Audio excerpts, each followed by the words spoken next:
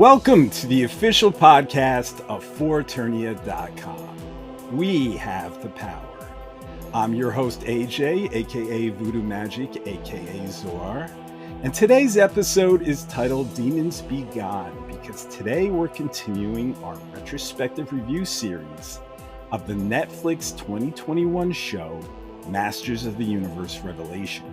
Specifically, episode 4, Land of the Dead, which is all about struggling with demons. Now, not the physical kind, mind you, even though we will have a little bit of that, but rather the mental demons that these characters we love carry on the inside. The ones that many of us individually struggle with day to day and try to overcome on a journey to becoming a better person. And speaking of better persons, we have one with us today.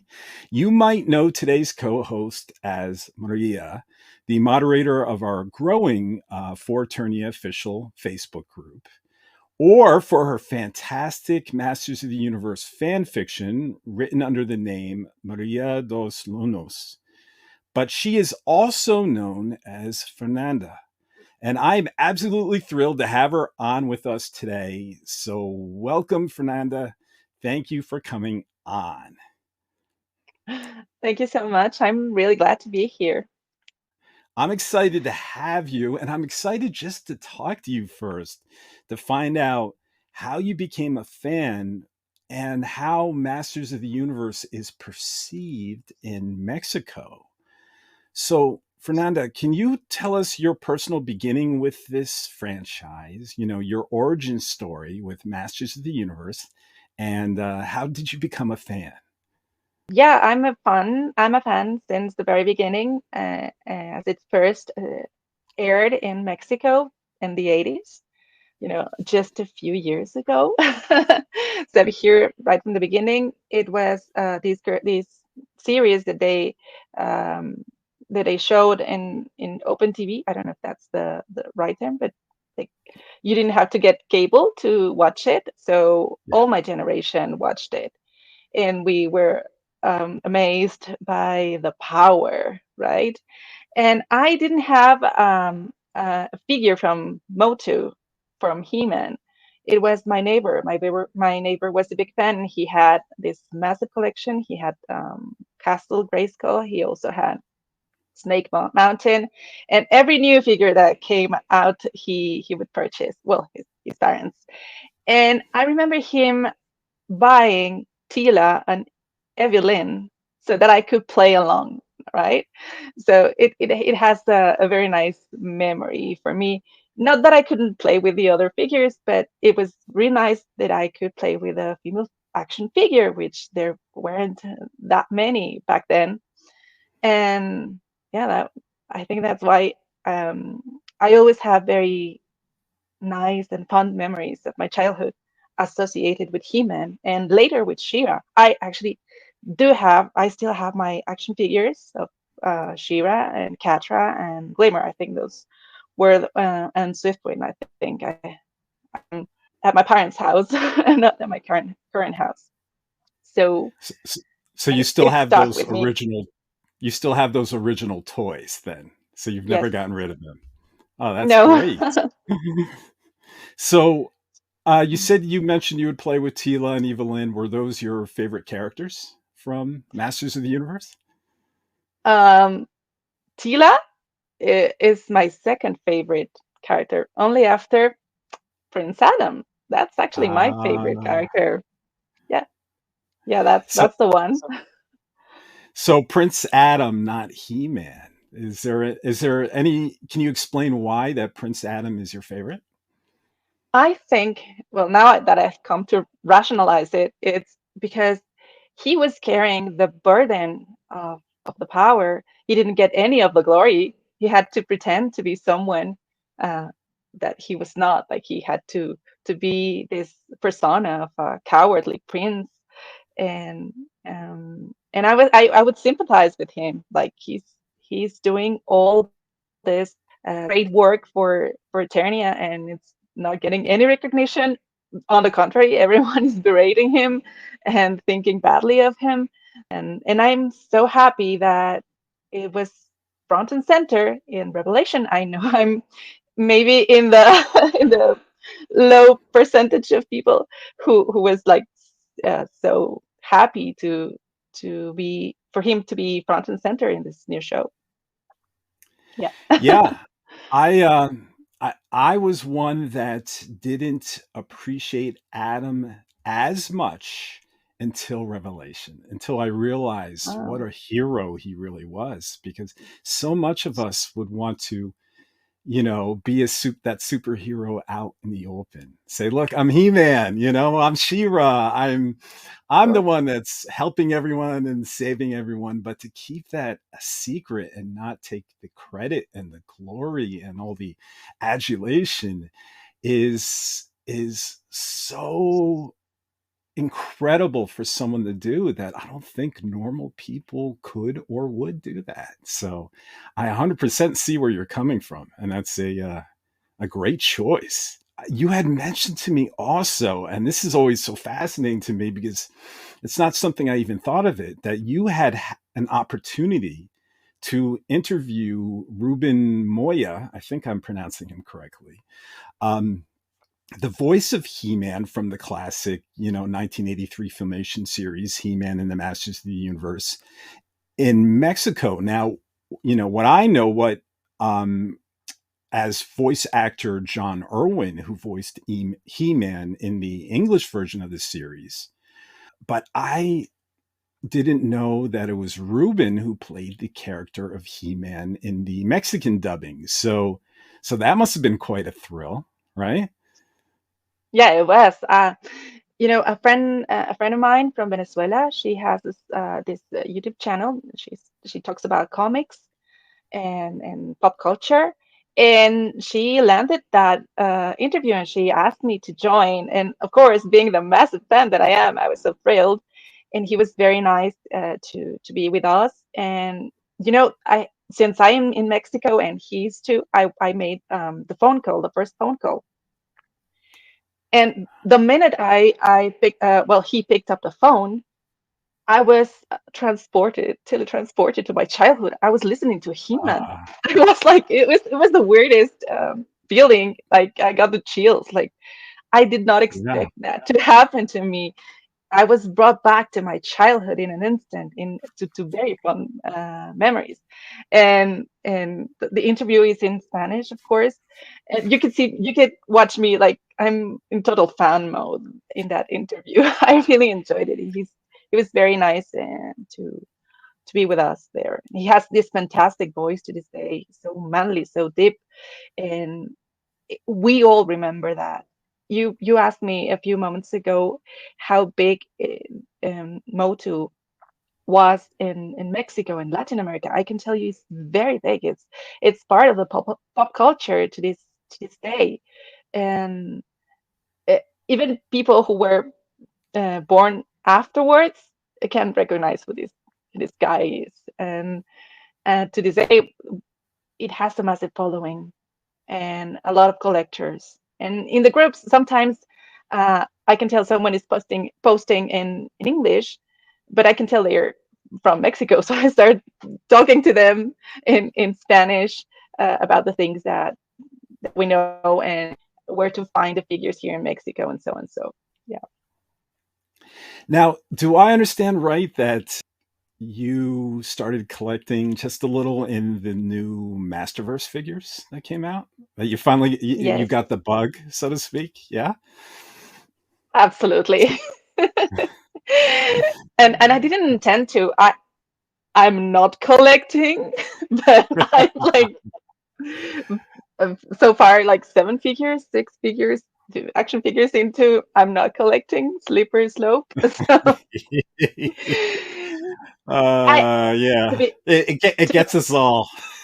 yeah, to be honest, I didn't even know if they would be available through regular retail here in Mexico, and um, I could order them online through specialized retailers, but I didn't want to.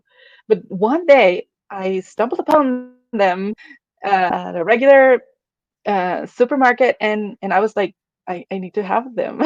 It was He-Man is the first one, and I fell in love instantly. I was like, yeah, I have the power, because they're really nice figures. Yeah. Their aesthetic, I really appreciate the way that you can pose with them, that you can move them around.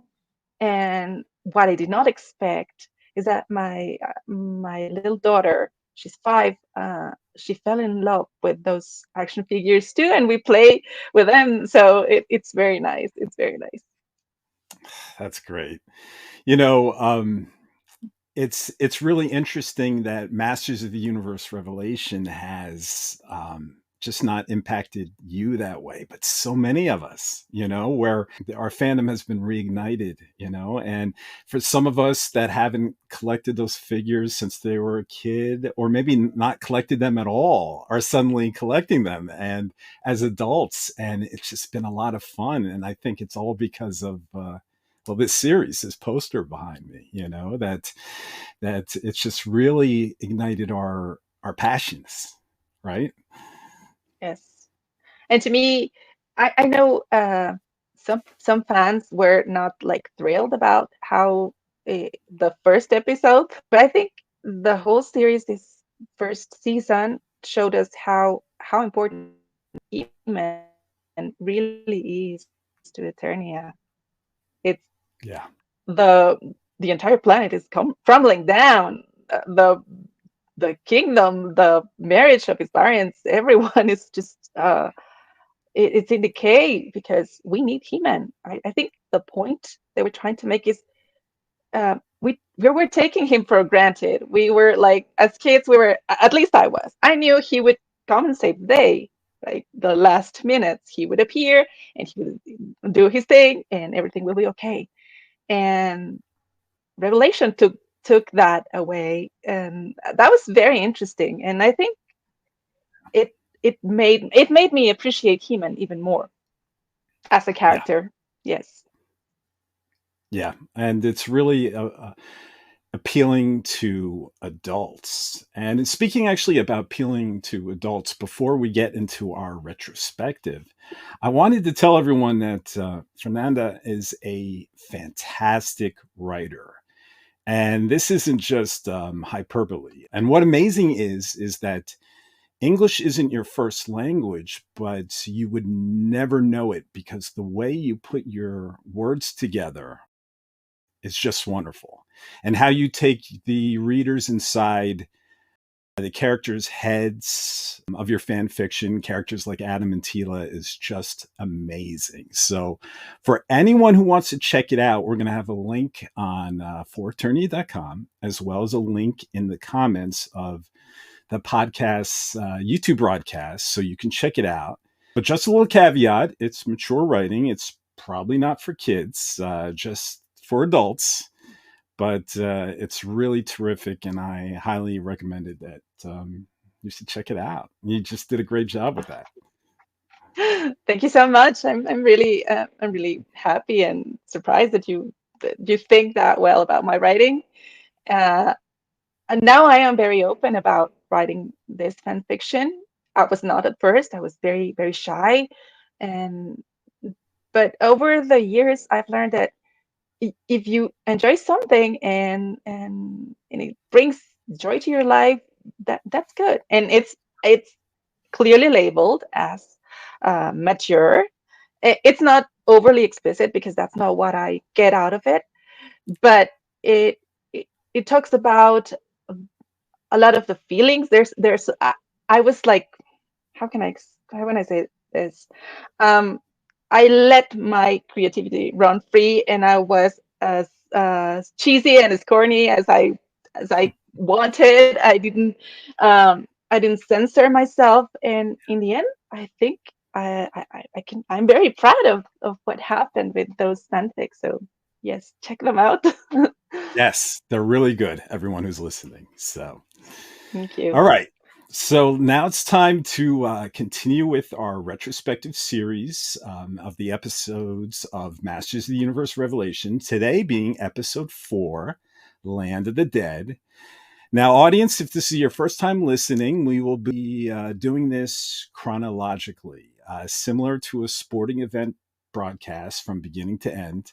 I will deliver the play by play, and then myself and Fernanda will stop me at points where we might want to add some color commentary. And let's not forget that we are big fans, but it's hard for us to remember everything. So if we do get something wrong, we apologize in advance. We are both Masters of the Universe fans, just like you, and we got nothing but love for every single one of you. So, Fernanda, are you ready to go? Yes. All right. So, the episode begins with the iconic bursting red lava rocks that we all love so much, and then the camera pulls out of the drawbridge of Castle Grayskull, and we get the title that appears, Land of the Dead. Then the episode begins in darkness, where Tila pulls out her little cool weapon that can almost do everything, her bow staff, and she produces a blue neon glow, almost like a Halloween glow stick.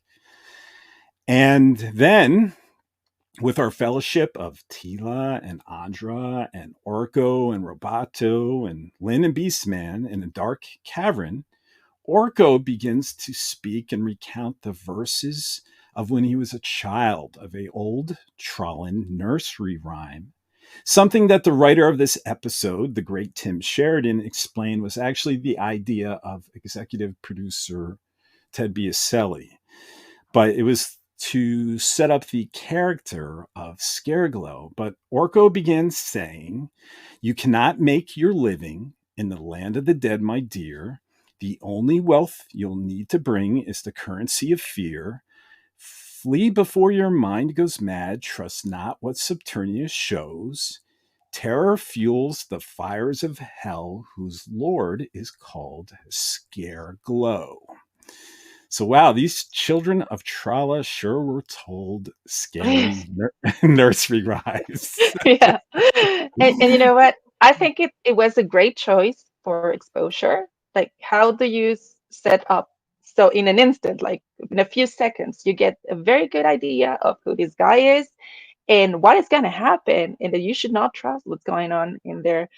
The first time I watched it, I missed a lot of details, but on rewatch, I can appreciate um, this writing. I think it's masterful. I really admire um, Tim. It's fantastic writing, I Oh, think. it is. It is. He did a great job with this one. And I'm going to compliment him all through the episode, I'm sure, just like you. So, Yeah. so Orko notices this green ball of light that leaves an luminescent trail like a comet. Tila watches it and warns her fellow adventurers to keep their eyes open, to find the sword, as she said, and get out. But when Tila turns to face them, she finds that they have all shockingly disappeared. Then suddenly, the crystals glow green one by one, lighting a descending path as we hear a ghostly voice call out, "Tila." I'm going to do these voices. I apologize in advance. So much Um, fun. so, but it's very creepy. And so Tila extends her bow staff into a blade and cautiously begins following down the path. And then the crystals glow into a bright light that dissolves into a transition of Evelyn shielding her eyes from the bright light until the blinding light dissipates and she opens her eyes to find her and Orco in what appears to be Trala, which is Orco's homeworld. And Orco wonders if they're dead, and Evelyn counters. And I just love actress Lena Headey here. She says, "Of course, Fantastic. yeah." She says, "Of course not, simpleton. This is some kind of Subternian illusion." And she gazes around and watches two birds land in a nest, and then she remarks, "A very good illusion." Yeah, I want to ask your opinion. I think this is out of the blue, but what do you Sure. think are their fears? I have my theory, but what do you think it's because this is about the fear, the greatest fear that every character has. and it's going to play out around them. And I, it's it has to do with the scenery that they are both in. And while you give it a thought, I might add something that when I watched your interview to Tim, uh, when when when I was watching Eveline throughout the series, I thought like Lena, this character was written for her, and we discovered in your interview that she was, and that this Yeah. character was written to accommodate how great actress Lena is, and it shows. I love how I think the performance as a performance, my favorite one is Lena Headey. Yes, but back to the question. Back to the question in regards to their fears, I think it's more, at least the way I see it, is more of Orco and Evelyn's insecurities. That both of them feel a kinship together and a lack of self worth. They lack confidence that they are worthy. That even though they somewhat still believe that inside, their fear is that they just don't deserve good things to happen to them. And I just don't see it necessarily. I mean, I could see fear driven from it. Actually, I'm curious what are your theories in regards to their fears? I would love to hear this. Well, for I was as I was rewatching this chapter, I saw that Evelyn, the worst fear she has is that magic is fading away and that she's nothing without magic. That her value is what she can do, how she can play with magic. She has found that her strength, and losing it makes her feel lost. And for Orko, I think they are back to his childhood home where he was supposed to be an oracle and he was not, and everyone was mocking him. And he's back to those memories of being bullied, basically. And I think, well, many of us can relate to moments in our childhood that we were not like appreciated for who we were. Yeah. That I think that's his worst fear is facing those who bullied him when he was a child. I think that's my theory. It's a fan theory, okay? It's not nothing more Well, than that. that's and I do think fear stems from that, and I just but I think we're sort of close to the same point that there is still just this lack of worthiness inside both of them. As you said, if Evelyn lost her magic, what is she worth? And Orko, even though he has magic, what is he worth? Because he can't come into his power correctly. And that's why I just saw this wonderful connection between both characters that before Revelation, I never would expect these two to work so well together. And that was the magic of this series. That was the magic of Tim Sheridan's writing and Kevin Smith's direction over all of these writers. And it was just a wonderful dynamic that these two shared that is, no pun intended, magical, you know? It's a big surprise to pair them, that they were, well, so close. Like in after their adventure together, they have a special bond because they have both had their struggles, and magic is what uh, yeah, makes them who they are in a way. Yeah. Yep. Okay, so to locate the others, Orko conjures that mystic observation lens to find his friends, which manifests into this large magnifying glass that immediately concentrates the sunlight and burns two nesting birds, funnily into complete ashes as Orko gasps and Lynn holds her head and mutters, "Imbecile," which is just so funny. And this moment actually quickly took me back to the Filmation series, because He-Man and the Masters of the Universe, wherever anytime He-Man was about to quote unquote kill something, someone would always remind the audience that, this rock creature is not alive. It's just rocks formed by magic. Or this sand creature is not alive. It's just sand. And it was just calling out that there was no actual killing happening here. Mhm. And here we are once again, where we're told the birds are just an illusion right before Orco, disintegrates them, turns them into dust, letting the audience know that, yeah, Orco didn't really kill innocent birds, So it took me back to the childhood viewings of that show for me. I still felt a bit guilty for laughing after the perverts. And I get that, but just remind yourself they're not real. It's all an illusion. So They're not. I know. So Lynn decides to walk into the Trollin Academy of Magic for clues, and Orco says, good idea. Maybe someone at the Academy could help them, seemingly forgetting he's in an illusion.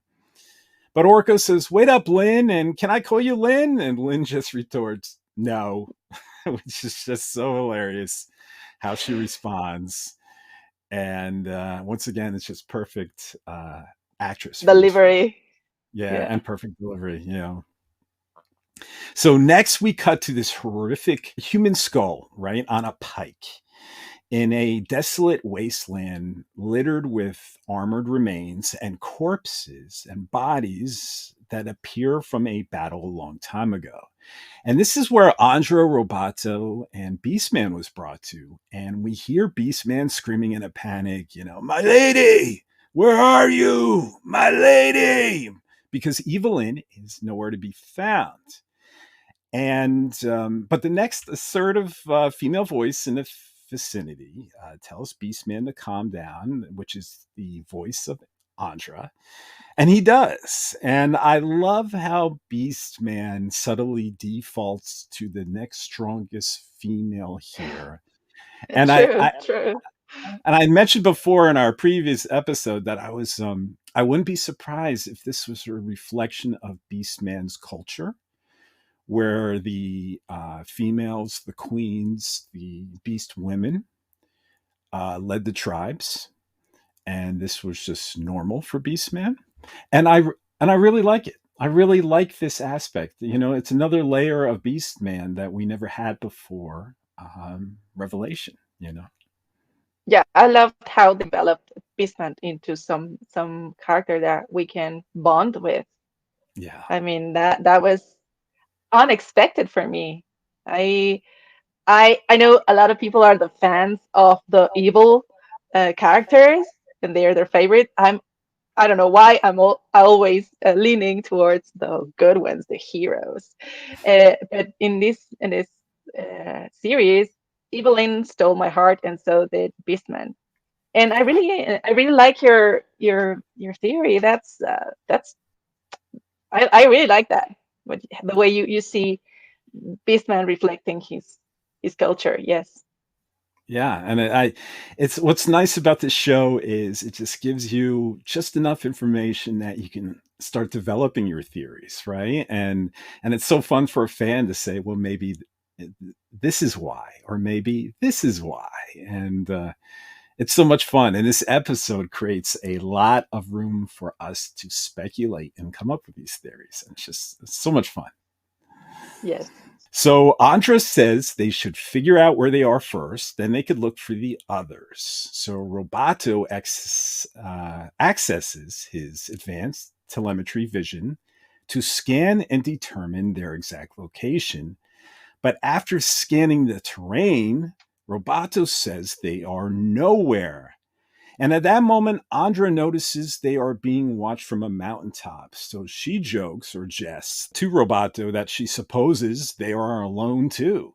And Roboto is about to confirm that statement that there are no life forms, no creatures in the vicinity until he spots three shadow beasts glaring at them from afar as well. And then Beastman says, I smell a fight. So and a quick for Filmation fans, those creatures up top there are called shadow beasts. Those little monsters were, or large monsters, were introduced in the Filmation series, He-Man and Masters of the Universe, and I was super excited to see them here. But they do feel a little bit different as the episode progresses, meaning they seem a little less flesh and blood and more comprised of shadows that come in different shapes and sizes, like that large one that eventually attacks Evelyn and Orco. I think But it's that they take the shape of the fear. yeah, That's my theory. That's that. Well, that's how I think it was intended that way.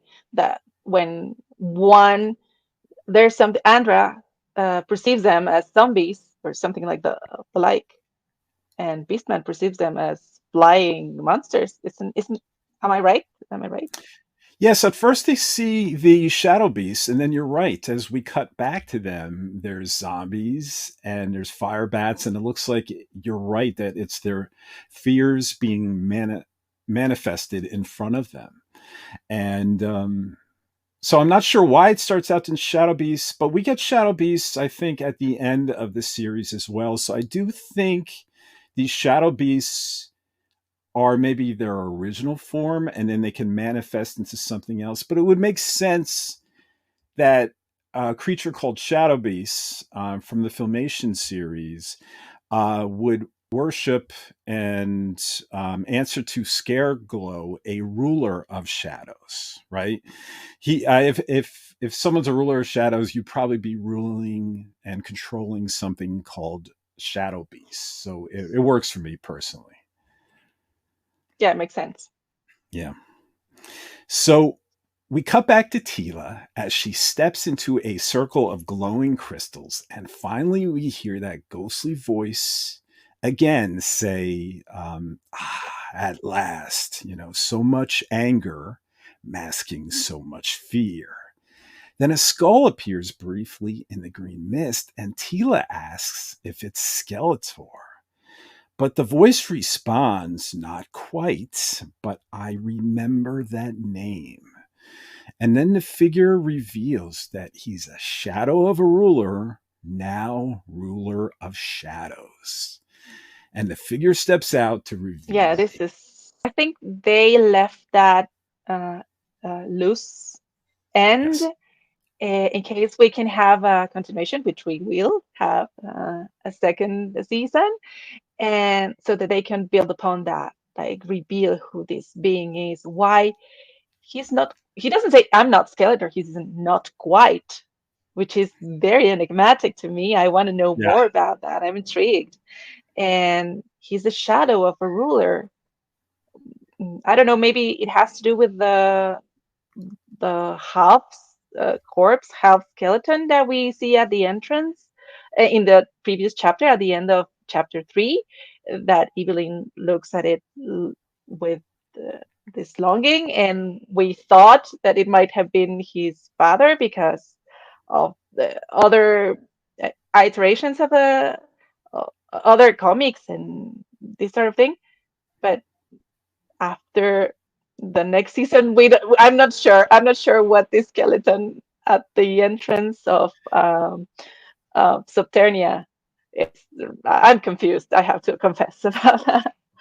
Well, it's the I love your idea that it's somehow connected, and all we know in the Revelation art book was that it used to be a wizard protecting a mage protecting the entrance to Scareglow. Now his robes actually look um, like a character, and you can see the an action figure called the Faceless One, but it looks similar, but it's not exactly that character. But some fans said, "Oh, this might be the Faceless One," but we don't know for sure. And No, we I don't know. like, yeah, and I like what you're saying, and I agree with you that I'm glad I don't know for sure. With just a few simple lines about remembering Skeletor's name and being a shadow of a ruler, Tim Sheridan here is teasing the audience that there is a deeper backstory here to this terrifying Scareglow, and it's intriguing us because we're just giving a taste. And we're wondering, like you said, is Scareglow somehow, a ghost of Skeletor related to Skeletor, or was Scareglow once a ruler or a king many eons ago? And we don't know. It's just left as a tease, a mystery. But mysteries are so fun. So and it's wonderful that it's left that way. Yes. So Scareglow asks Tila, why has she come to his domain? And Tila reveals that she's looking for a sword. Scareglow then acknowledges her as a collector, much like himself, a keeper of relics, once treasured, now without a purpose. But Scareglow then makes the half of the power sword Tila seeks appear like a apparition above her hand, above his hand. And so clearly Scareglow already knows more about Tila and her quest than he first let on. And Tila reaches to grasp this floating sword, but Scareglow clenches his hand, making it disappear, and instead offers Tila a bargain. Scareglow says, or tells Tila, that he will give her what she seeks in exchange for her fear. He remarks that he's been deprived, that he needs nourishment, and what will nourish this scary, ghastly figure is Tila's delicious fear. And she And says that she has no fear. She's so confident that she has no fear, but she does. Oh yes, she does. We all do. yeah, she's buried it so deeply that she's even convinced herself that she has no fear. But even us as an audience, we know better. But we try to fool ourselves too sometimes, and we don't realize what's deep inside us. And I love that Scareglow feeds on fear. It gives him strength. It makes him stronger. I was so excited for this character to appear on this show because this character, I think, was debuted in like mini comics back in 1983. Wow. And it was almost like 40 years almost that we never got him on television.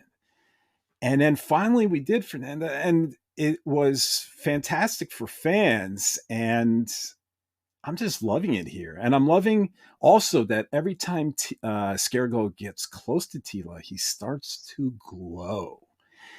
And at first I was having the impression that his body was reacting to Tila's fear, being empowered by it. But I learned later, at least in the art book, that the creators detailed that Scareglow's body would glow due to a heightened level of either excitement or Mm. stress. But it was so cool to see that Oh, happen. I didn't know this. I didn't know that. I'm learning as we speak. Yeah, but it was great, and Powerhouse Animation Studios did a wonderful job with that glowing effect, and it was really eerie. Yeah, I think And uh, one. I'm sorry to interrupt. There is a lot of fan service, if I might use that term, yes, in Revelation, and I'm a big fan. Maybe not the biggest, not the most knowledgeable, but I'm a true fan. I mean, I've been here from the beginning, and all those little bits and glimpses and callbacks to previous material of Motu, uh, it really makes it very rich. I mean, there were many jokes that only 80s kids could get. yeah, yeah, And also, but they also managed to make something that is attractive to younger audiences. I'm really excited when I see newer fans getting into Motu because of Revelation. I see in the comment section, or people who are making fan arts or fanfics or customization of action figures that, that say that I discovered this franchise because of Revelation, and now I'm in love and I'm contributing with my little part to it, and I'm really excited about that. I'm welcoming the new fans. I'm because that's how you keep a franchise alive and relevant. So we that means we'll get more of Motu in the future. Yeah. Yeah. I just read a comment this morning where someone said, I just finished Masters of the Universe Revelation. It was a tweet. And they said, I think they tagged Kevin Smith and they said, and I guess I'm a Masters of the Universe fan now. And, I can't wait for more. I can't remember exactly what the details were, but I've read things like that. And I just read another one, like I said, just this morning. And it is wonderful that people are watching Revelation. It's not just rekindling old fans, their passion and stoking those fires, but it's bringing new fans into the fold and that haven't been fans before. And that's really fun. It's really fun to see Yes, this grow, since that show came out. I've seen it grow. You've seen it grow on social media and all these new people coming in and collectors for the first time. And it's really exciting that so many people love what we love. Right. yes. It's a great feeling to know that something that stuck with us. I mean, I think it never left. I wrote my fan fiction back in 2016. Out of there was no like a newer edition. The last one had been like in 2002, uh, but it stuck with me. And one winter, I was like, these scenes keep coming to my mind. I have to write them down. and and so when I learned that there was going to be another series of Motu, I was like over the moon instantly. And I think many fans were like this too. Yeah. Yeah.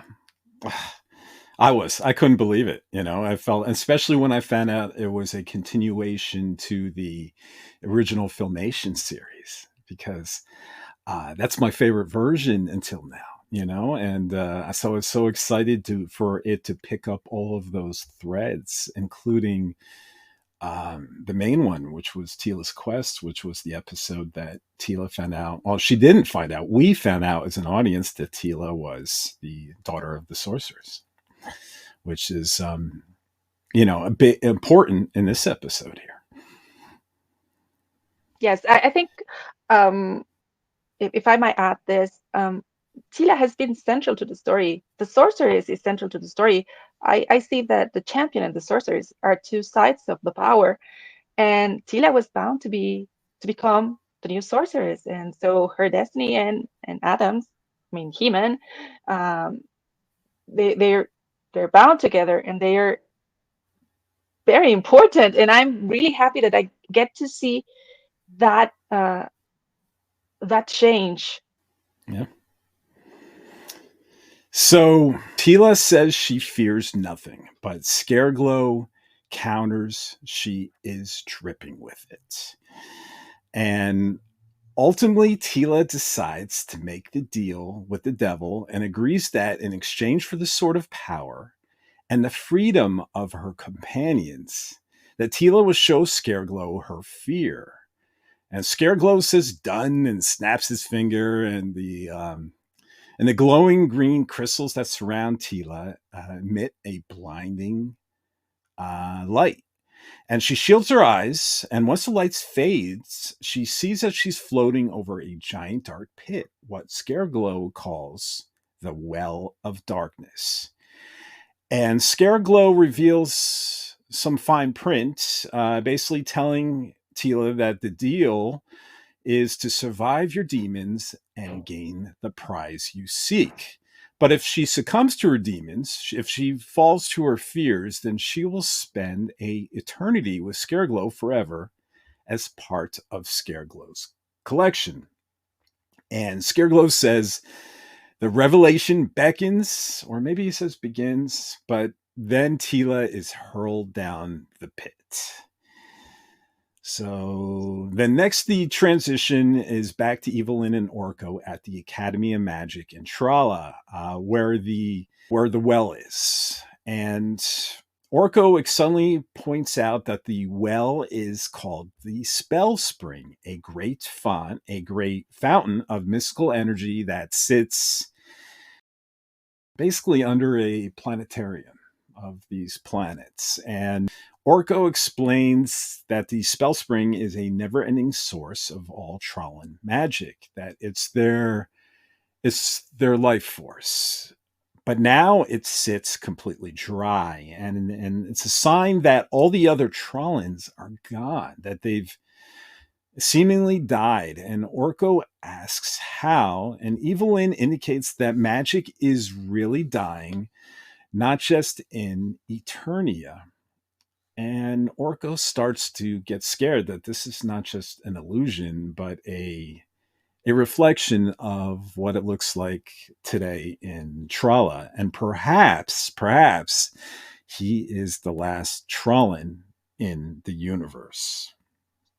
So Orco sits at the end of the spring and begins to make a confession to Evelyn. And he confesses that his name really isn't Orco, that his parents originally wanted to set him up for greatness. And when Orco was born, they really gave him a name to match that level of greatness that was their expectation, that they expected him to achieve. But when you're little, some words are hard to pronounce. And when he said Orco, he really meant Oracle, all knowing and all powerful. Or at least that's what he meant to say, Oracle. And well, first, let me stop right there and say actor Griffin Newman is just wonderful here as Orco. And there's no voice modulation, no computer affecting his voice. And in my opinion, he has brought more soul and more heart and authenticity to this little floating character than ever before. And both Griffin and Lena play so well off each other. And this pairing is a masterstroke in casting. Great job, Kevin Smith. And with Bear McCreary's brilliant score in the background, they really breathe, both these actors just breathe heart into these wonderful lines of dialogue. And I can't express enough the most remarkable, beloved aspect to me of Masters of the Universe Revelation is the authentic emotions that I feel conveyed by these characters that they feel. And I end up feeling it myself, and this scene is one of those shining moments to me. Yes, yeah, and it's also Orca was usually just a comedic relief, and nobody took him seriously. But in Revelation, we are uh, I wouldn't want to say forced, but we conveyed, I don't know, to really take him seriously, to understand him, to take him to heart. And it was also a surprise that they, in Revelation, the team of writers were um, skilled enough to make us care about characters that were just background, Yeah. maybe not background, but just not that relevant to the lore, or not so meaningful, full of meaning. And because Evelyn has always been a favorite, but Orko did not have many fans until now. Now he has a lot of fans because he has a stellar moment in Revelation in this chapter. Absolutely.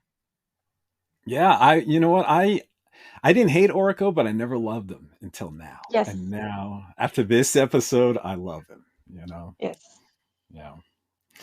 So, and I also 100% support the lore changes in regards to Orko's power set here, because um, back between the parts of part one and part two, which was season one, season two to some countries, the executive producer mastermind of Masters of the Universe Revelation, Ted Biaselli, who's awesome, by the way.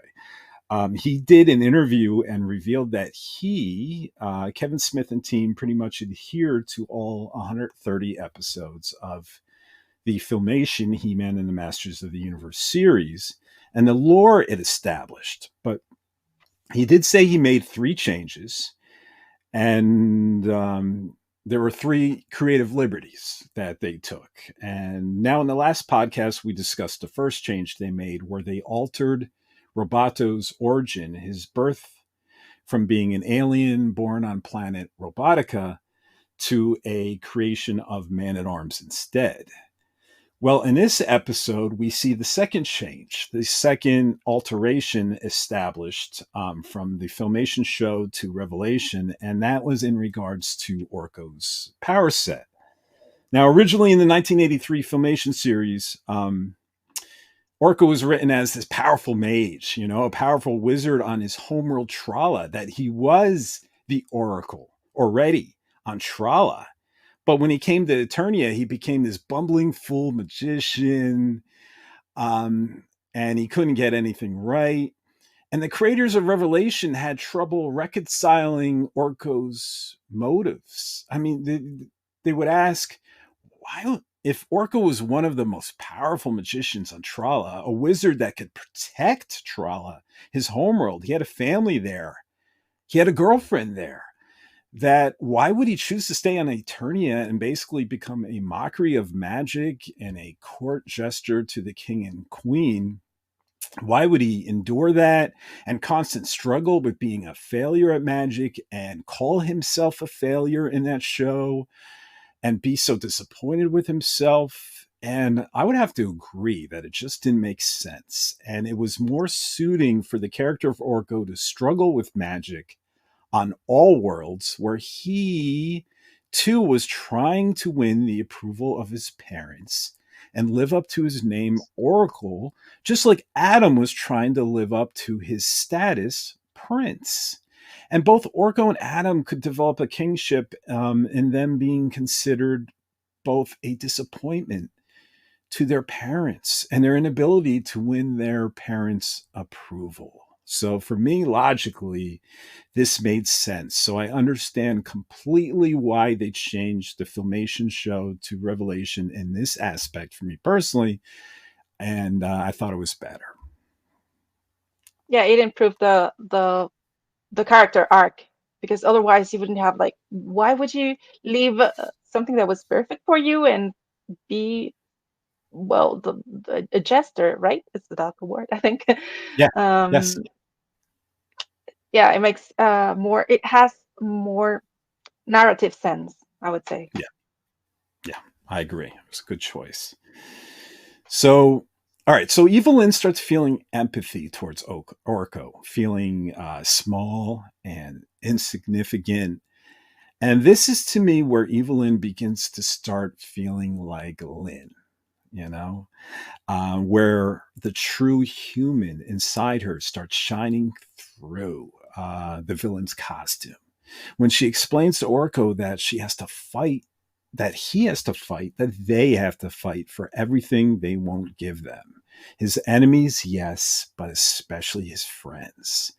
When they say he is weak, it's because they don't understand that even the tiniest measure of strength can fill an entire universe. And then Evelyn says that very, very important line. She says, to them it's sorcery, but to Lynn, it's magic. And to me, this perspective of hers, this dichotomy, is still as fascinating as the first time I watched this episode. Now, when we had writer Tim Sheridan on, I believe, as he explained it, the root of what Lynn is explaining to Orco is that there's 2 ways to approach sorcery. One is formulaic, witchcraft, if you underline craft, but almost like science, a scientific equation. And the other way is to approach sorcery like art, like an expression of oneself, an approach where you're less hung up on momentarily failures of achieving a exact result you wanted, but rather just embracing the beauty of creation. Like an abstract painting, right? You're never going to achieve the same result twice because you're just sort of experimenting with paint. And so stop trying to achieve the same result. Just let it go and embrace the uniqueness of each magical journey. And this is just a wonderful moment for me. A line that gets called back on in the last episode, but it sums up how one could get lost in sorcery like Orco, or simply lost in life. And I don't know. For this, I just say bravo. I loved it. Yeah, it's a way I really like what was said about the sorcery, that it can be like something technical, or it can be done in a way that it shows the soul of the maid, of the sorcerer, right? that's Right. that's what I get out of it. Yeah. It's such a wonderful moment, and I just love it. And I still love it as much as I did when the first time I saw the episode. It's so good. Hmm. So, so then Orko asks Eva Lynn a personal question, and Lynn can already predict what he's going to ask. And she answers, "No, they didn't call me evil. I just added that part later." I love that line. I know, me too. And they it and shows they it, it shows that she is choosing her own narrative. She's like, I took on the name of evil, and because I chose to, and I added that. But I think that even fans are calling her now Lynn, just Lynn. Like yeah, the evil is not as important as it was before, because we get she gets to be a real character, like really fleshed out. That I appreciate that too. And I am amazed that they were able to do that in just 10 chapters, 10 episodes. I mean, yeah, when back in Filmation we had over 100, and the 30. characters were not as developed. Not maybe two or three had like an arc or something that we could understand the background of that character if we were careful enough to look at it. But in just 10 episodes, uh, we get to understand a lot of these characters on a deeper level, and I think that's great writing. Yeah. Yeah, I agree too. So they laugh at that comment as well together, and it's a wonderful moment that has me smiling ear from ear. But then suddenly ears appear, and not ears, eyes, and many of them, and well, ears too. And the shadows appear to be dead Trollins, also called shadow beasts, according to the art book. But then, just as these shadows on the floor push towards the middle of the chamber and start filling in the fountain, filling the pool of the font, they form this gigantic King Kong, size shadow beast. And Evil Lynn raises her wand to blast the beast, but it flickers out of magic like a dead light bulb. What? I cracked up when I saw this scene. When she said what she said, I was Oh, when like, she says, what? "Oh, bollocks." Yeah, I was laughing at night because I was watching it late night, that when it first aired, and I was Yeah. laughing on my own in my living room. And you know, which is, I think bollocks, by the way, is a very British word. It's not said here in the Yeah, it's very US. British. Yeah, and I've never heard it here. it's a saying of exasperation, and it really doesn't fit Eternia, but it fits actress Lena Headey. So it's perfect here, and I laughed. And you're I right; it still is a do. great I thing. still do. Every time I watched it, I just I laughed. So they clearly run, and then the scene transitions to Tila being on the ground, opening her eyes, and she pulls herself to find herself alone. And she impatiently says, "Come on, I'm waiting," and but suddenly out of the shadows, we see this massive chest and battle harness that can only be identified as He-Man. Yet it's not He-Man. When He-Man opens his eyes, his pupils glow menacingly red, and He-Man slowly draws his sword. And Tila extends the blade from her bow staff, and they charge at each other. Yes. I think I love this moment. I have a lot of fan theories about it. I mean, why is there He-Man? Is she afraid of He-Man? I don't think so. I think she's afraid of what he represents and what uh, in the things that they are similar, and then that she doesn't want to see about herself. That do you want to go further and like with my theories right now? Um, Tell you what, yeah, just hold on to that thought, and we'll get to that in a moment where Yeah. they're a big battle together. So we first cut to Andra, right? And she's looking scared, and she's using her gauntlet to shoot a wave of what appears to be green zombies. As you mentioned before, they're not the shadow beasts anymore. They're in the form of zombies. And Roboto is surrounded by zombies, and he transforms his hand to a gun and throws off the poncho. And by the way, I love that look, that poncho look that he wears. I don't know why a robot would wear a poncho, but I love it. Very And Western. yep, and he Old starts. West. Yeah, yeah. Oh yeah, like those old Clint Eastwood movies. And so he starts blasting away zombies, and he starts saying, "Excuse me, pardon me, I'm sorry. That will require medical attention." And it's very funny.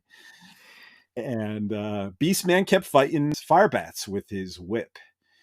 And Andra is surprised by a zombie that ends up biting her arm. And where I went, uh-oh, because I know typically if a zombie bites someone in movies and in TV, they usually turn into a zombie themselves. But Andra was fine, I'm guessing, because the zombie's teeth didn't penetrate her gauntlet. Or the zombies are illusions anyway. So, but that was the first thing I thought when I first saw that episode: is Andra's going to turn into a zombie? Oh no! But Roboto comments that the zombies, the fire bats, they are all form of shadow beasts that they have never encountered before. That they react to fear. When Andra says, "Why aren't they reacting to your fear, Roboto?" he explains as an artificial construct that he doesn't experience fear. A statement that is setting up a bittersweet moment with Roboto in the next episode. It's But we planting will, a seed. yep, It's foreshadowing. yep, Yeah. and it's terrific. Uh, but Andra says it's hard to fight when you're pants wetting scared, which makes me laugh. And Roboto says, "How enlightening," and then Andra gets an idea when he says enlightening. So then we quickly cut back to Evelyn and Orco running away from the Shadow Beast giant, and the giant appears to have Lynn dead to rights and is going to smash her with his big fist, but Orco swoops in and rescues her just in time. And Evelyn is all pretty much out of magic. And when she acquires what can Orco offer to counter the Shadow Beast giant, Orco's still doubting himself at this point. He says, "If I'm good at anything, it's being good at nothing." That he's useless. So Evelyn remarks that it sounds like your parents are talking. And just at that moment, Shadow Beast Giant finds them again, and then we cut to Tila and Fear He-Man. So Tila and Fear He-Man, they're fighting in this wonderfully choreographed action scene that is extremely fun to watch. And Tila seems to be worried she's a little outmatched strength-wise. So she keeps outsmarting He-Man. She keeps changing her bow staff from a blade to a staff to a grappling hook to keep using the element of surprise to keep this shadow He-Man, this fear He-Man guessing, and she's using that element of surprise, and she's able to trip him to the ground. So fear He-Man reacts to what can be what he's perceiving as tricks, I guess, or not a fair fight, and he's saying, and you wonder why I didn't trust you. But Tila responds, but you did in every battle against every enemy in your life. But fear He-Man counters, not my real life. It turns out you never knew me at all. And he tells Tila that she's always been alone. And Tila begins to cry and tells He-Man that he isn't real, that he's nothing. And He-Man responds, I am fear, your fear, inadequacy and abandonment, frailty and isolation, all because of a secret that I imparted to everyone but you. Yeah. So this is kind of what you were saying. Go ahead. Yeah. I think in this moment, uh, fake He-Man or fear He-Man is just an aspect of Scareglow probing Tila, just uh, trying to understand push where to push the buttons, but he's not doing it quite well. Like Scareglow is playing into these abandonment issues, but she's not really frightened by it or weakened by it, which is something that later happens when she fights the other figure that appears. And my one of my theories is that she's actually fighting her shadow. Uh, Tila, what she is, why this human appears is but that she senses that she is like him in a way that she cannot understand. There's something that she senses, and at the end of the chapter, we see that it's awakened in a way uh, that it's her destiny, something that she is very secure in what she knows. And this legendary warrior, she's very um, confident in what she can do. But somehow, her mind are those erased memories of her becoming a sorceress in in various occasions, like in the comic that came out with Revelation, the prequel Mhm. comic. She turns into sorceress, and she and her memory is wiped out again. But somehow it's still there, and she knows this on on a cell level. I don't know how to express it, and she fears this greatness, this greatness. I mean, and that's something that I don't know if Scareglow says this, or is it He-Man, or is Fear Tila who says this, that she is afraid of greatness. She is um, fighting what she can't understand.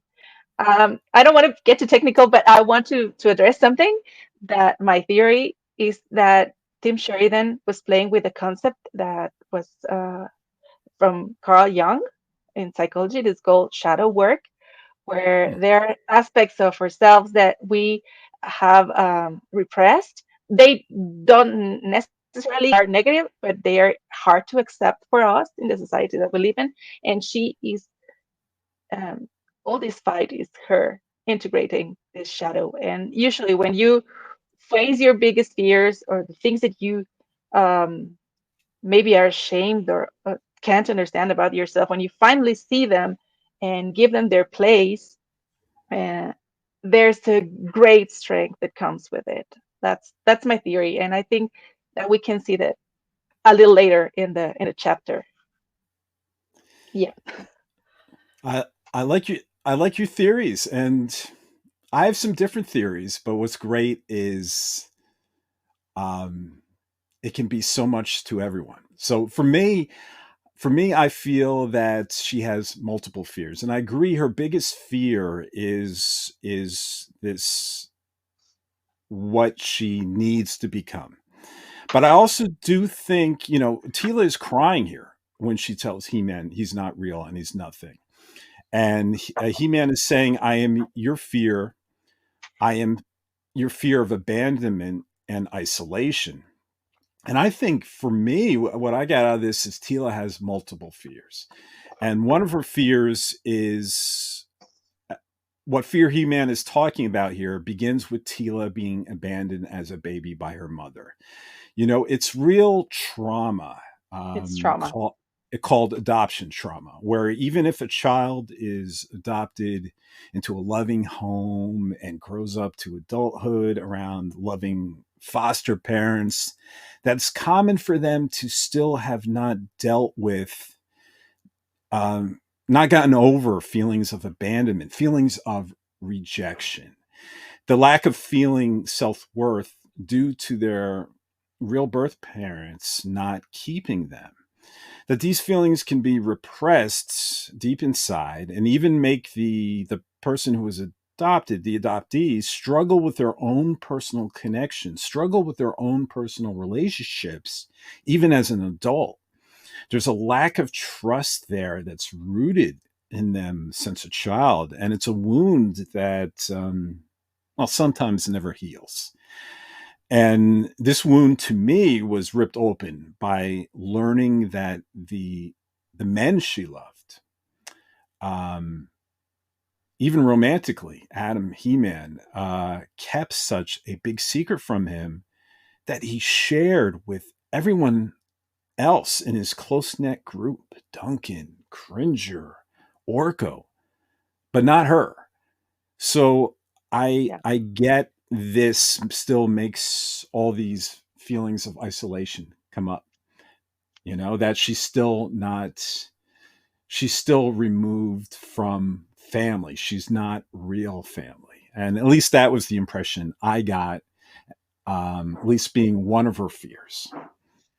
Yes, but in a way, I see that she was expressing her anger. That was the only feeling that she allowed herself to feel. She was not dealing with her grief in a different way. She was the only thing that she finds acceptable is through anger, and she in this played out in since chapter one. I mean, I keep saying chapter because it's the same word. Episode and chapter is the same in Spanish, but I mean in episode one. Um, but I don't feel that she's like really swayed by this, but she cracks. She really she falls apart when she is faced with her destiny. She is destined to be something great, as great as He-Man. And I think that when she says yes, I don't understand it, but I say yes to this power. That's when she wins the fight. That's when she wins the battle with Scareglow. Right. Right. I saw that. I see that fear too. I saw that as her biggest fear of them all. Right. It was almost like, because Tim Sheridan mentioned that Tila did encounter in the original script Duncan, her stepfather, or her adopted father as well. It was first Duncan, then He-Man, then classic Tila, her shadow of herself. So she was going through all these issues that she's been struggling with, but I think it all led to her greatest fear, which was what you were saying, the fact that most people, they said, feel fear just being ordinary, but Tila is the exact opposite. That she fears her own fate, and she explains it away, and she hides it away, and pretends to be ordinary when she knows deep down that she is so much more, and that terrifies her. That's her Um, worst fear. yeah, Like, who is she? I don't know who I will be if I say yes to this power, but she finally does. And that's a breakthrough moment for that character and for the story, I think. That's yeah, why this is my favorite chapter of the first five. Well, maybe the fifth because they reconcile. They start their she's reunited with Adam, and I ship them, of course. but this, but narratively, this chapter is my favorite. This episode four, I mean. right. Right. Yeah, Tila, this is quite a moment for her because that's when she retracts her weapon, right? And as you're saying, she doesn't understand what's inside her. She doesn't understand the power coursing through her veins. She still doesn't understand it yet, but she's starting Mhm. to come into it and accept it. You know, she says she never understood it and that it terrified her, but she realizes that it doesn't mean it controls her. And it Go has to ahead. do with something that happens in episode one, that she's renounced magic. Yeah. Like she's banning magic from her life. She doesn't want to do anything with magic. She trusts what she knows and technology and all these things. And turns out she's like the most powerful. She's destined to be the most powerful uh, sorceress I mean, the magic, the most powerful magic being all over Eternia, like when Yeah. she becomes the new sorceress. So it's a very, very deep conflict that plays out in this episode. And I love that once Tila has a breakthrough here. You know, Scareglow says, "Give me your power." And Tila responds that the only power down here is what you have given me. And this is I found so terrific because Scareglow has done here is almost like giving Tila a therapy session where a psychiatrist where she's able to work out so much of her suppressed fear and anger and recognize what was really bothering her and why and helped her get down to the root of it. That Scarecrow, ironically, unintentionally, just helped her here, Helps and it her. was the yeah, it was the last thing he meant to do, but he made Tila finally face her fear versus run away from it, which she's done all her life. It's just run away, and and now Tila stops holding back the power inside her. She stops repressing it and begins to glow, you know, and pushes back Scare Glow with an unforeseen force.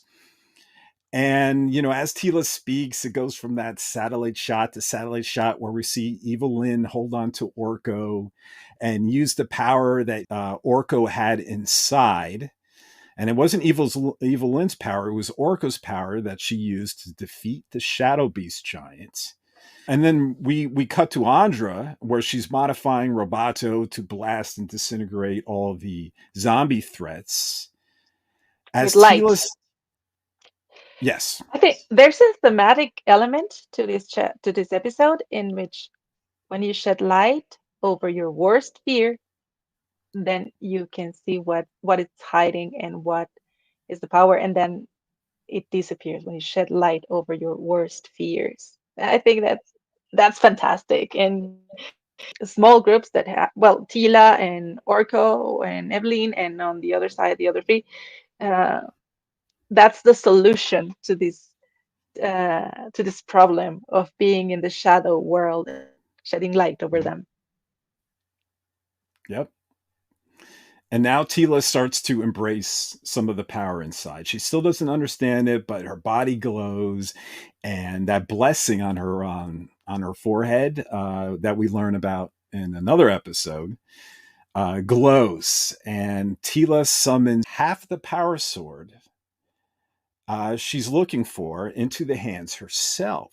And Scareglow's in shock and realizes at that moment that Tila is much more than even Scareglow is aware of.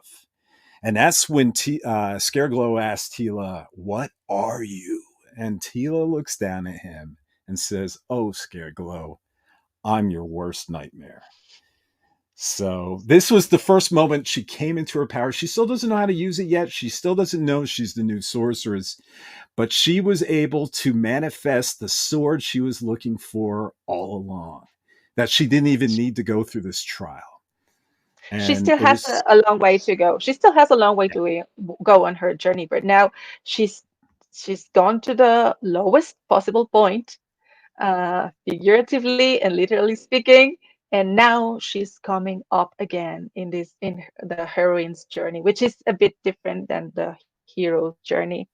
But well, I talk about it.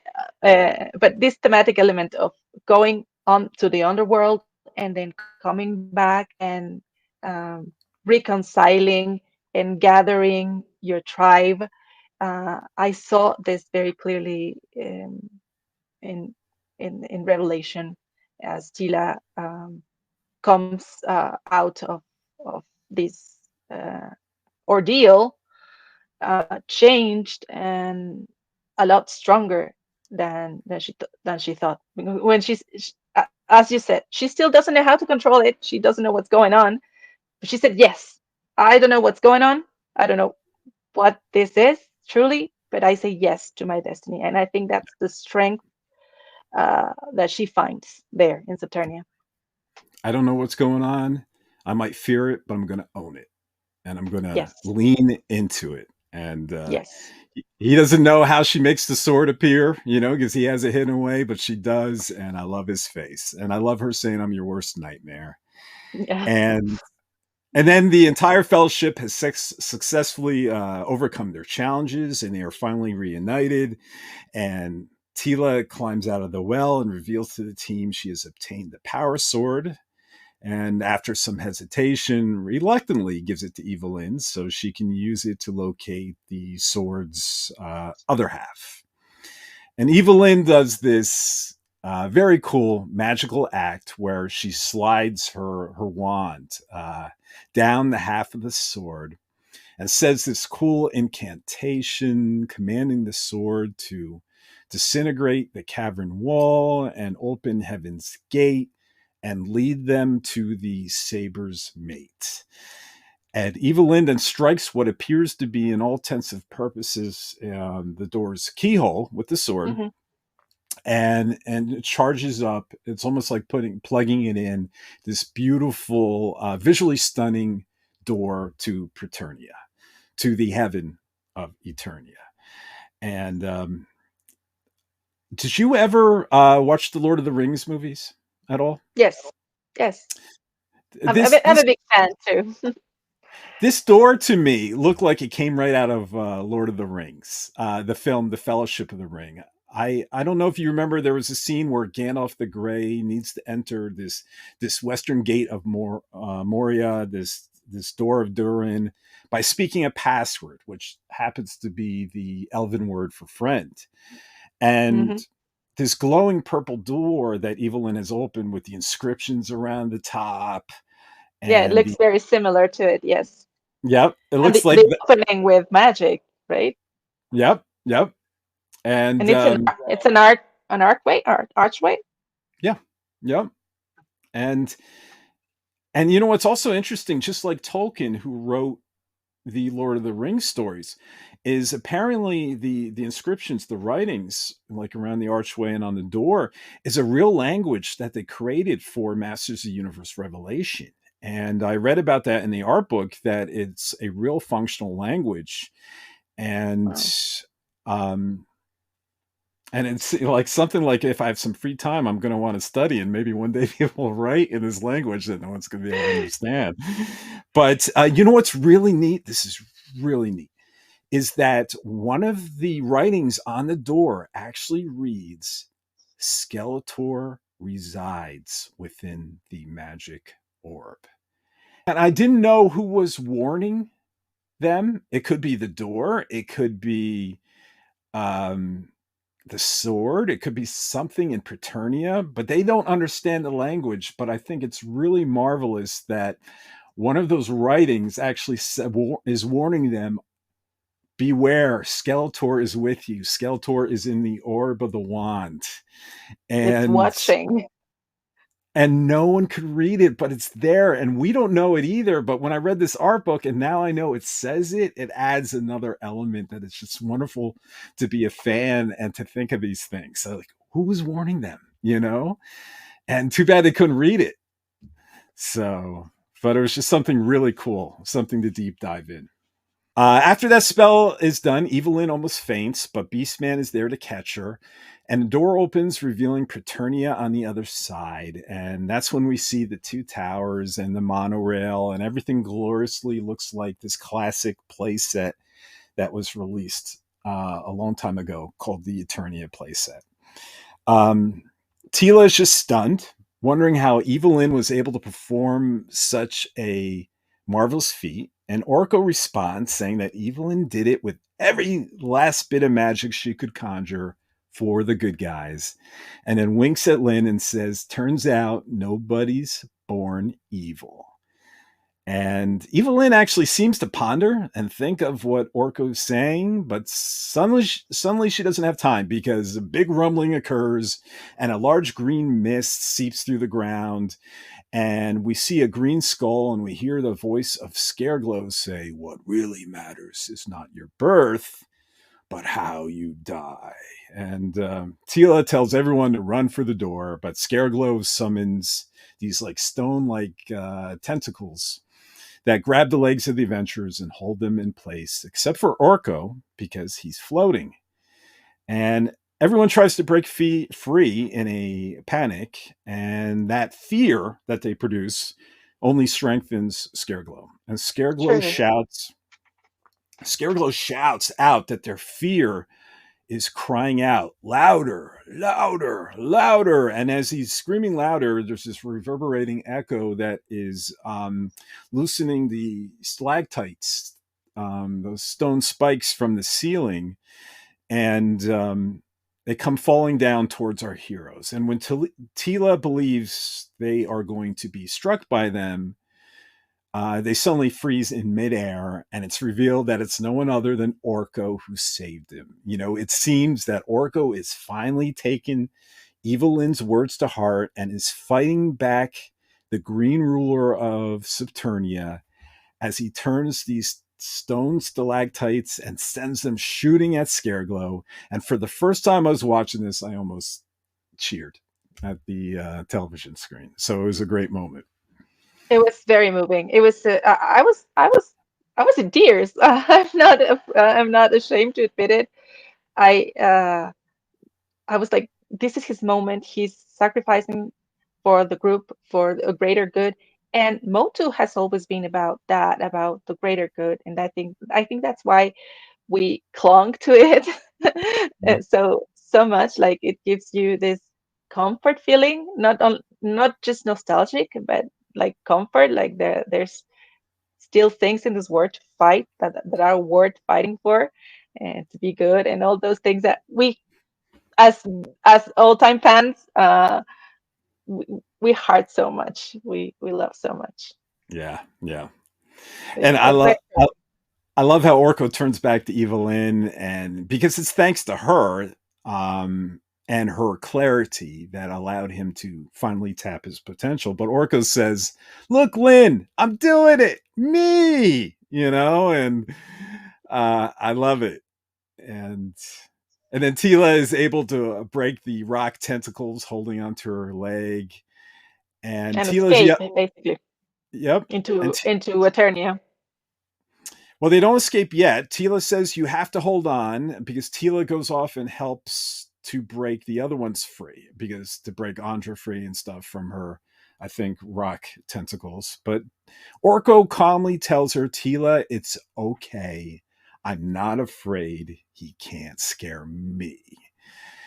And the struggle goes back and forth. As you know, Orko casts these large orange or golden rings and is able to stop all these green skulls that Scareglow is blasting at them. And Scareglow tries to reach Orko step by step. And Scareglow finally reaches Orko and grabs onto his robe with one hand. So Scareglow now has his hand on Orko and is not letting go. And that's when Tila comes running to save Orko, but it's too late. Lynn tries, right? She points her staff at Orko, but the magic just fails, and then she collapses again. So Beastman just takes her right into Preternia. But Tila comes running to save him. As Orko collapses one more or two of the magical rings on Scareglow, one around his arm and the other one around his body, and says, Demon be gone, and screams, Go back to your shadow. And then suddenly They both collapse into a ball of blinding golden light, which then explodes, sending Tila, Andra, and Roboto flying back to the door of Preternia. And the door closes, but not before Orco's purple scarf blows through the air and gently lands in the hand of Tila. And I don't know. Wow, what a moment, right? Yeah. Uh, Unforgettable moment. The first time I yeah, watched it, I was like, "Mm, yes, but no, but yes, but no." It was very yeah, emotional moment.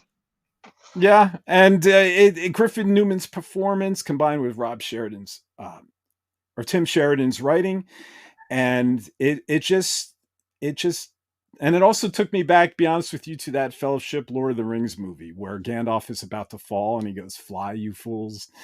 But this is so much better. It's so much more heroic and wonderful, but yet gut wrenching too. And including Bear McCreary's amazing musical score that just makes the sacrifice of Orco, cut to your core, and it's just fantastic. So Evelyn is heartbroken and she says she tried to save Orko, but as what usually happens when something traumatic occurs, at first it's just shock and pain. People immediately look for someone to blame and start lashing out. So Andra tells Lynn that she didn't try hard enough, and then Tila angrily tells Evelyn that it should have been her dead instead of Orko. And this alliance was a mistake, but one she can easily fix as she draws her blade on her bow staff. But suddenly, we hear a voice off screen that hauntingly cuts through the anguish, the anger, the pain, and the heartache.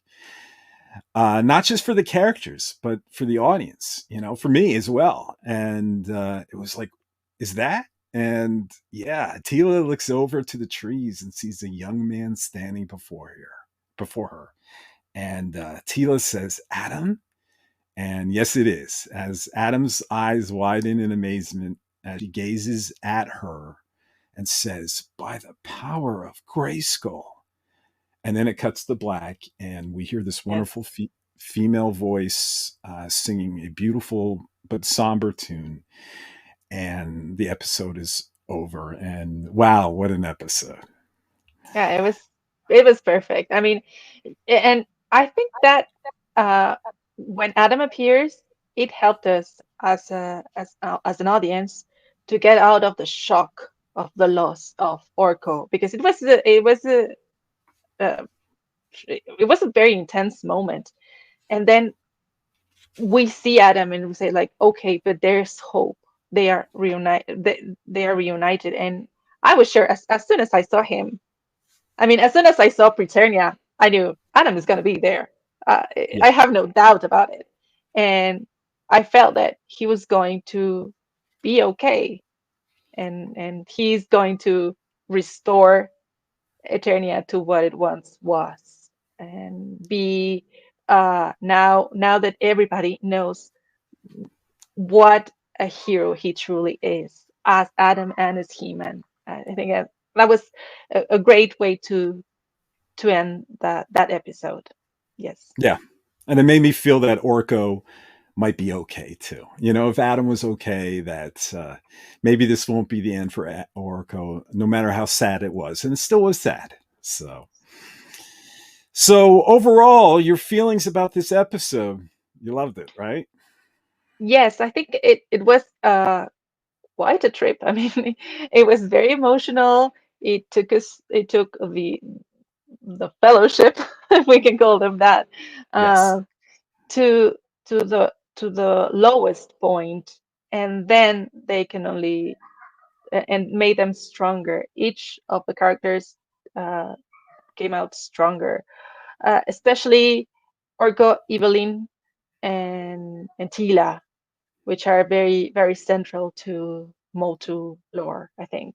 So yeah, Yes. I love this episode very much.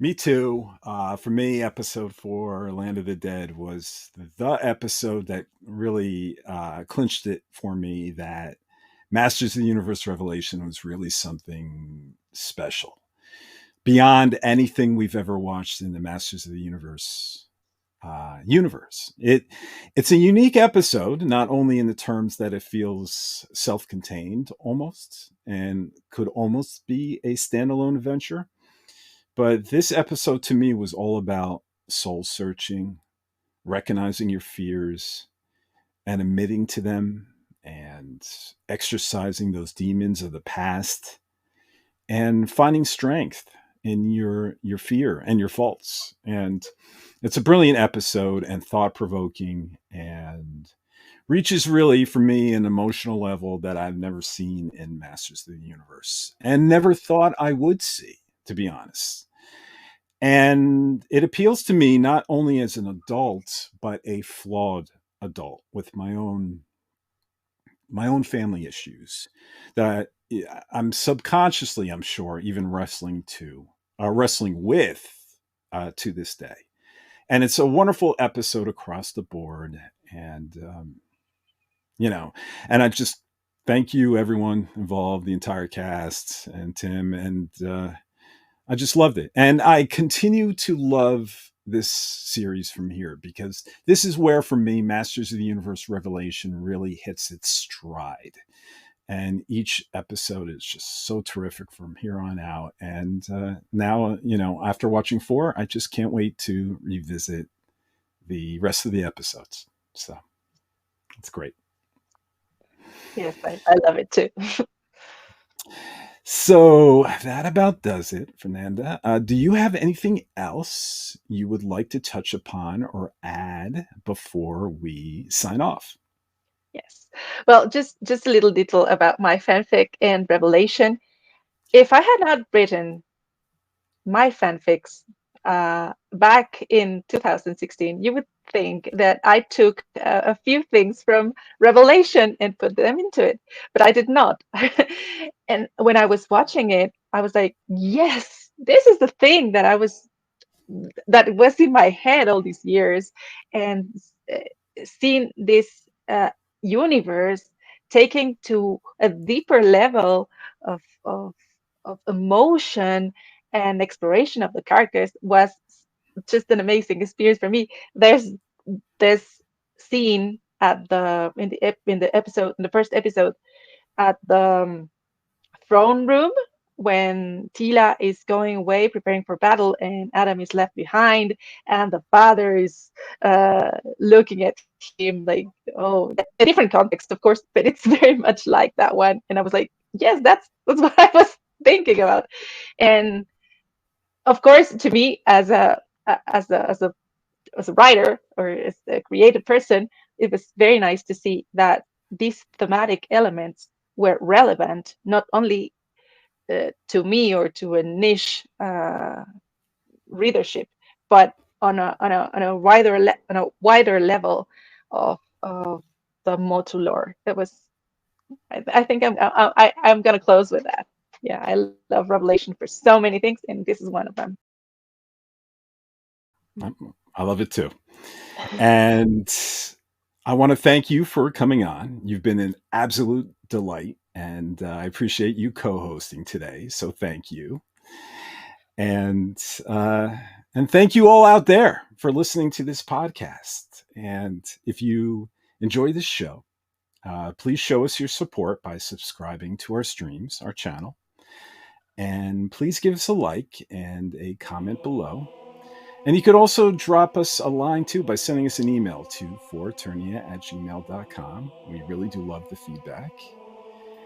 And as always, visit us at foreternia.com for all the latest updates and news, as well as links to our social media pages like Twitter, Facebook, and Instagram that can help you stay up to date with all of our Revelation, Masterverse, and Masters of the Universe content.